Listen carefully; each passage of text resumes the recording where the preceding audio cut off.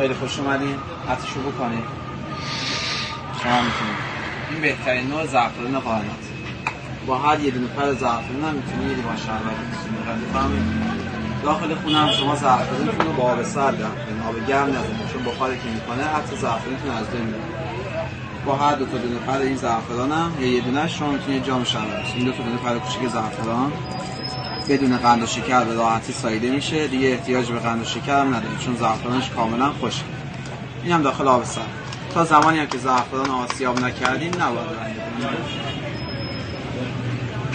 این خصوصیت یک زعفران خیلی عالی. حالا طعم زعفران هم خیلی مهمه. کف دستتون رو بگیریم. همینو بزنید زبونتون. این کار انجام بدید. طعم زعفران باید تلخ باشه. یه تلخی خیلی کوچولی باید بزنه. تلخی که زد اون نشانه اینه که زعفران رنگ نشده، چون اگه رنگ بشه یا شوره یا شیرین. حالا از دهان نفس، از بینی خارج، از تو طعم زعفران هم مشخصه. اینم کیفیت رنگش. طعم خوب، رنگ خوب، عطر خوب، سه تا خصوصیت خیلی کامل زعفران. یه محصول خیلی خوبم باید قلمش همه درشت باشه. دقت بفرمایید. یه سر زعفران پهن، یه سر زعفران باریک. اگر غیر از این باشه زعفران کاملا رنگ شده. این خصوصیت یه زعفران خیلی